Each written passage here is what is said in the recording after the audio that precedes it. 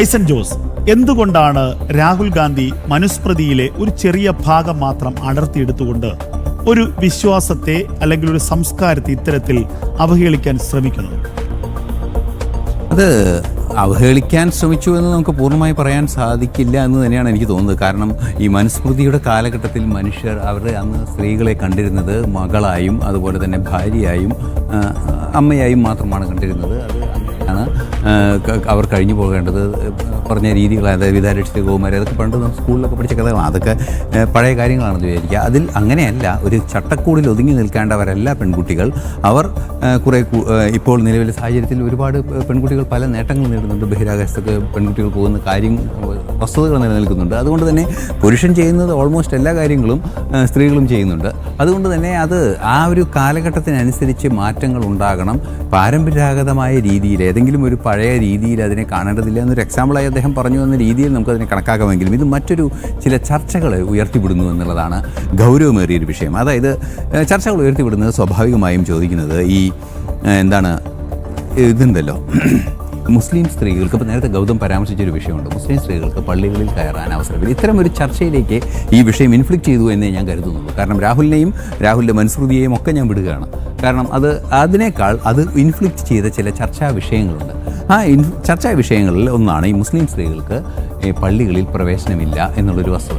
പക്ഷേ ഗൗതത്തിന് ഓർമ്മയുണ്ടാവും, ഗൗതം മുസ്ലിം ലോ ബോർഡിൻ്റെ ഒരു ചെയർമാനെയോ ഒക്കെ ഇൻ്റർവ്യൂ ചെയ്തപ്പോൾ അദ്ദേഹം പറഞ്ഞൊരു കാര്യം ഗൗതത്തിൻ്റെ ഇൻ്റർവ്യൂവിലാണ് അത് പറഞ്ഞത്. അത് ഈ മുത്തലാഖുമായി ബന്ധപ്പെട്ടൊരു വിഷയത്തിലാണ്. അപ്പോൾ അതിൽ പറഞ്ഞ വിഷയം എന്താണെന്നുണ്ടെങ്കിൽ, ഈ മക്കയിലും മദീനയിലും സ്ത്രീകൾക്ക് പ്രവേശന നിരോധനമുണ്ടോ? ഇല്ല. പിന്നെന്താണ് അവിടെ? ഇത് കുറേ ദുരാചാരങ്ങളും അനാചാരങ്ങളും. അപ്പോൾ യഥാർത്ഥത്തിൽ ഈ ദുരാചാരങ്ങളും അനാചാരങ്ങളും നിൽക്കുന്ന ഇടത്തെ തൊടാൻ ഇത്തിരി പൊള്ളുന്നുണ്ട് എന്നൊരു യാഥാർത്ഥ്യമാണ്. കാരണം സത്യസന്ധമായി പറയുകയാണെങ്കിൽ ഈ ഇസ്ലാമിക വോട്ട് ബാങ്കിൻ്റെ പുറകെ പോകുന്നതിൻ്റെ ഭാഗമായി അത് അങ്ങനെ ഇരുട്ടിൽ നിർത്തുകയോ അല്ലെങ്കിൽ അങ്ങോട്ട്, ഇപ്പോൾ ഞാൻ പണ്ട് മെഡിക്കൽ റെപ്രസെൻറ്റേറ്റീവൊക്കെ ആയി ജോലി ചെയ്യുമ്പോൾ ഞങ്ങൾ കോമ്പറ്റീറ്ററുടെ പേര് പറയരുത് എന്ന് ഞങ്ങൾക്ക് മാനേജ്മെൻറ്റ് ഡയറക്ഷൻ തരുമായിരുന്നു. ഒരു തരത്തിൽ പോലും ആ പേര് ഓർമ്മിപ്പിക്കരുത്. അതുപോലെ ഒരു തന്ത്രപരമായി അതിനെ ഒഴിവാക്കി വിടുന്നൊരു കാര്യമുണ്ട്. ഇത്തരത്തിൽ ഈ പല വിഷയങ്ങളിലുമുള്ള പ്രശ്നങ്ങളെ കണ്ടെത്തുന്നതിനും ചൂണ്ടിക്കാണിക്കുന്നതിനും വേണ്ടി ശ്രമിക്കുന്നതിന് പകരം ഒരു രാജ്യത്തിൻ്റെ പ്രതിപക്ഷ നേതാവെന്ന നിലയിൽ അദ്ദേഹം ഒരു പക്ഷത്തേക്ക് മാത്രം തിരിയുന്നു എന്നുള്ള ഒരു ഗുരുതരമായൊരു വീഴ്ച അദ്ദേഹത്തിൻ്റെ ഭാഗത്തു നിന്നുണ്ടാകുന്നു. ശക്തമായൊരു സാമൂഹ്യ പരിഷ്കരണത്തിൻ്റെ സ്വഭാവത്തിലുള്ള ഒരു നിലപാട് ഒരു പരിഷ്കരണവാദിയായി പ്രതിപക്ഷ നേതാവ് മാറേണ്ടതില്ലേ എന്നൊരു ചോദ്യം, ആത്യന്തികമായൊരു ചോദ്യമുണ്ട്.